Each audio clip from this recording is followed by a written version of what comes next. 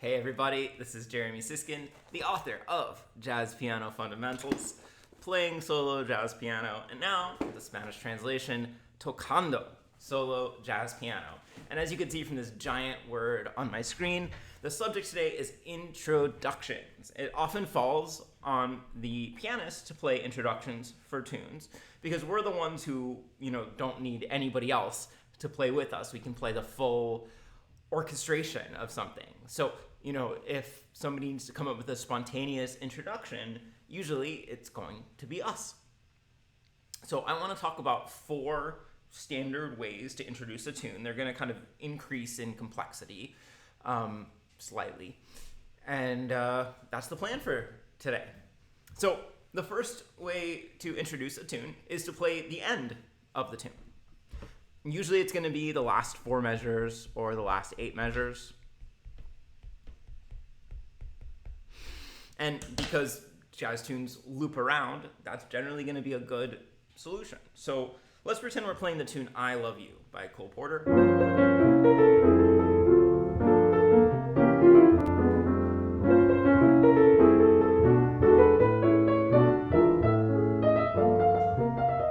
Etc. So if somebody asked me to play an introduction, my first option would be to simply play the end of the tune. Now, it is important. Of course, if you're playing the end of the tune, you will be setting up the key, which every good introduction is going to set up the key. But then what gets to be really important for pianists playing introductions of the last 4 or 8 measures is that you really have to set up the time. So I would make the time clear. I'll give you a couple ways to do it. So the first, if I'm playing the last 8,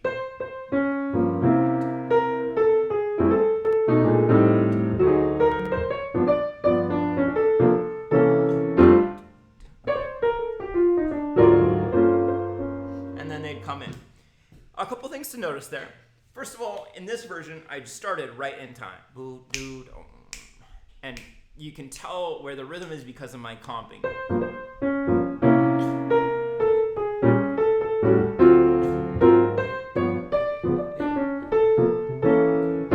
The second thing is every one of these introductions is going to have in common this break at the end. And by break, I mean that we're stopping any comping, we're stopping any bass lines, and this break essentially acts as the cue.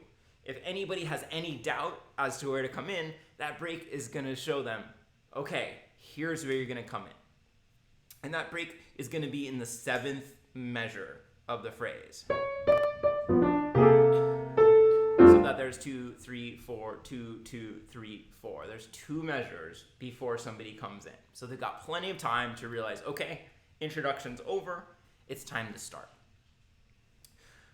Now, depending on whether you're playing maybe just you and a vocalist or in a group, you might have to fill in that space, right? So you heard...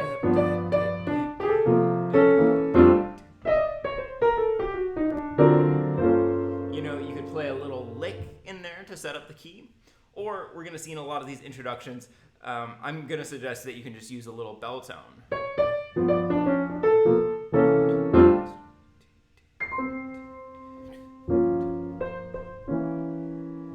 So by bell tone, I mean an octave in the upper register of the piano. And this tune, I chose this tune because it starts on the 2 chord. So the most common thing to do for these bell tones is going to be to choose the 5 of the key. So we're in F here, so I'm playing a C. Here, because we start on the 2 chord, we could also play the 5 of 2.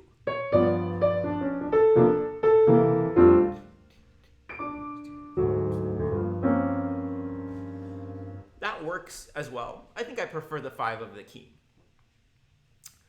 Another way we could do this is we could play rubato for a little bit and then go into time. So it could be...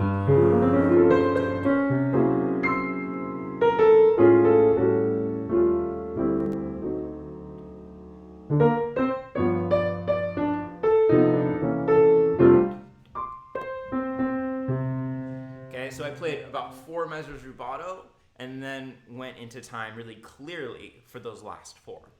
Whatever you do, you have to really clearly set up the time.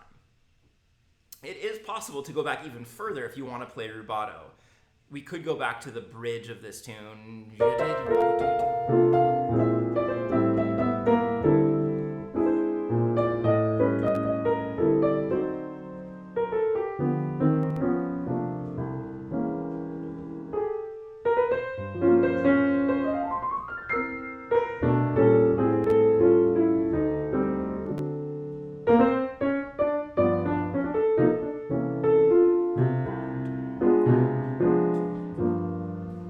So again, it was just in those last 4 measures that I decided to set up the time. Okay, I'm gonna give you some visuals. So number 1 is you can play the end of the tune and lead back into the beginning of the tune. Number 2 I'll show you here is what I call the pedal 5. And this is really great because you can extend this out as long as you want. So, if you're playing with a singer who's telling a story, or a horn player who's announcing the tune, or maybe you like to talk about, here's what this tune means to me, you could keep this going for as long as you want. So we're in the key of C here, which really doesn't fit with I Love You, so we'll change tunes. Actually, I'll just play I Love You in C. There we go. Good teaching. Good job, Jeremy. And here, you can see why it's called the pedal 5. Pedal means that we're keeping the same note in the left hand for a long time. So here I'm just going.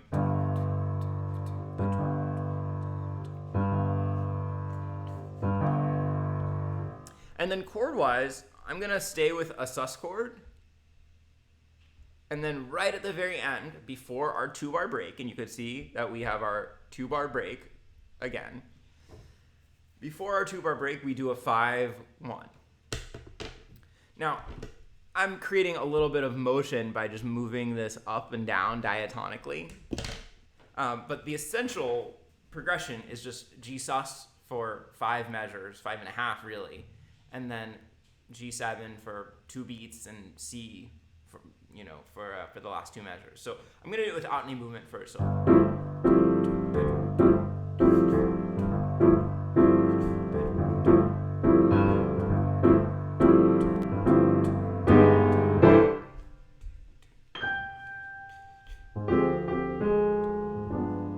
Right, but a little bit of motion makes it feel like it's moving more. Go figure.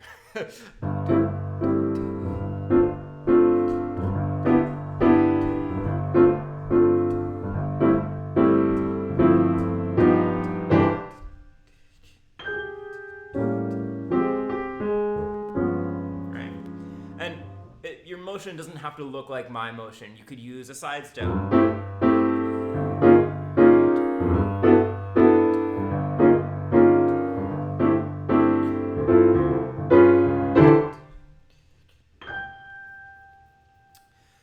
So I talked about extending this, and as long as these last 4 measures stay the same, you can repeat these first 4, or any combination. You can make it 6 or 8 or 10 or whatever, as many times as you want. So if I'm telling a story, this one time down in Boston, I saw these jumping beans, and they really taught me how to dance.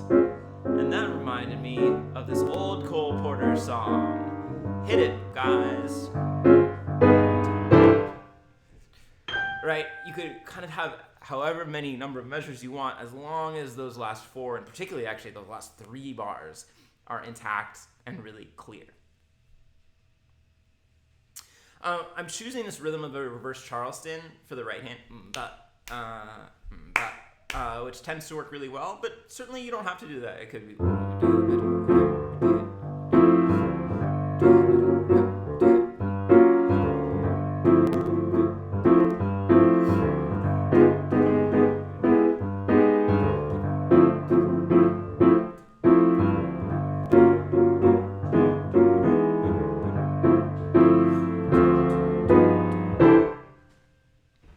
So that's the pedal 5. It's relatively simple. You're going to have the 5th, of course, in the bass. Keep it sus, and then do your 2-bar break at the end after a 5-1. It's very similar in format to the 1-6-2-5 introduction. Okay, you guys might be familiar with the 1-6-2-5 progression, one of the most common in jazz Sounds kind of like Heart and Soul.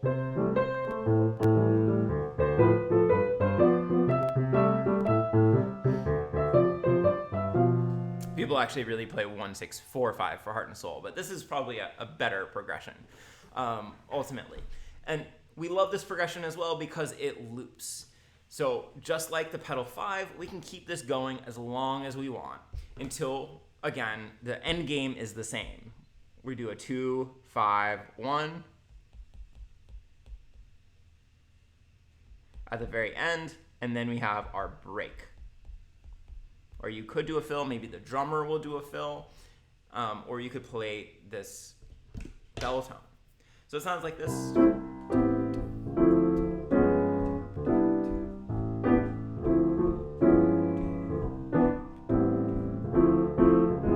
And we could loop this as long as we want.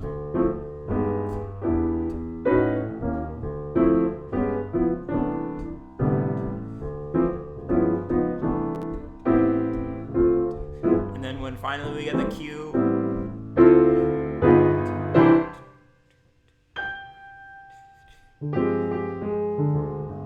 All right. Now with both of these introductions, with both the pedal 5 and the 1, 6, 2, 5, we can just comp like I'm showing you, or we could actually improvise. And it's especially nice on this 1, 6, 2, 5 because we've got chords and, you know, kind of familiar chords over which to improvise. So instead of just comping, it could be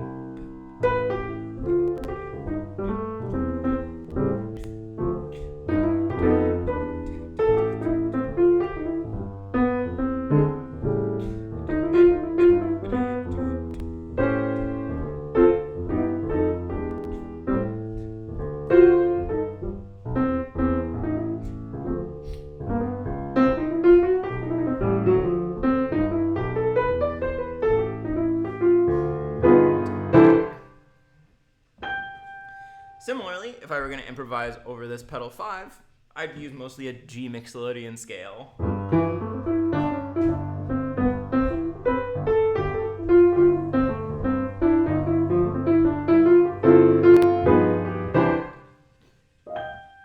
So that's another option. And of course, if you have a bassist, they should be able to pretty quickly pick up on these introductions. So if they take over that 5, then you could play your chord in the middle register and improvise in the right hand. All right, this last one is maybe the most, it's the most specific, at least. So this one kind of has to be in this 8-measure format. I call it the chromatic descent. So remember, we're in C major here, and what we're going to do is we're going to start a tritone away, and we're going to have a chromatically descending bass line. Finally, landing back on C. And so we've timed this out. The reason that we're starting with that sharp 4 is we have 1 per measure, and we're going to land perfectly in that exact same spot with a 2-measure break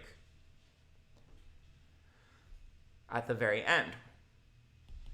Now, I've chosen some chords here.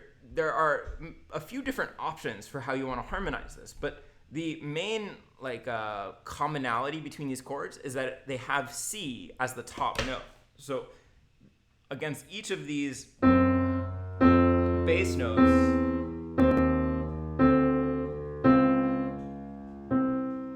we're going to be finding a chord that has C. Like I said, in some cases there's some different options, and I'll walk you through those in a second. But let me play you what I've got here.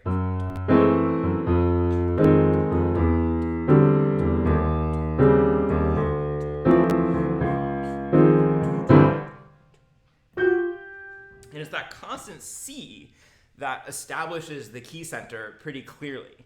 One might think, oh, how would a vocalist find their pitch or know where they are with these, starting a sharp 4 away? That's like exactly what you don't want to do. But actually with this common C, it makes the chords and the key center very clear. Again, this could be something that you play bass in the left, chords in the right, or you could improvise.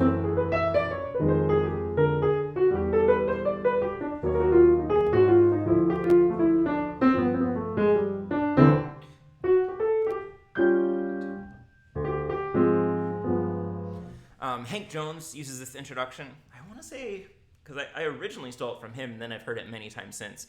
I think the tune that I originally stole it from him on was It Had to Be You, perhaps. But if you listen to his older, particularly solo piano albums like Have You Met Hank Jones, you'll hear Hank use this all the time. This is a great progression to know in every key. So some other possible chords, this E flat 7 here, this could be like E flat sus, could be E flat minor 6 or E flat minor, probably E flat minor 6. Could be E flat diminished with that E flat and C. Lots of possibilities there. This could be C over E, or it could be like E7 sharp 5. This could be D half diminished instead of D minor 7. And how am I getting these chords? They're just chords that have that bass note and they have C on top.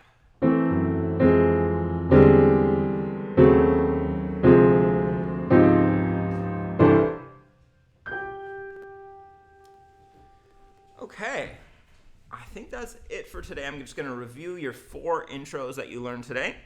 So the first one was last 4 or 8 of the tune. Could start rubato, or you could do it all in time. Second one is your pedal 5, where you're going to have a sus chord into those last few measures. The third one is a 1-6-2-5, where you're going to loop around and loop around and loop around, either playing chords or improvising until you set up that ending. And then the last one is your chromatic descent, starting at a half diminished chord based on the sharp 4th, going down by half step until you reach the 1 chord. Thanks so much for checking this out. I love likes, comments, and subscriptions, and I love it when people buy my books. Again, it's Playing Solo Jazz Piano Fundamentals, and my En Español Libro Tocando Solo Jazz Piano. Have a great one, everybody. See y'all soon.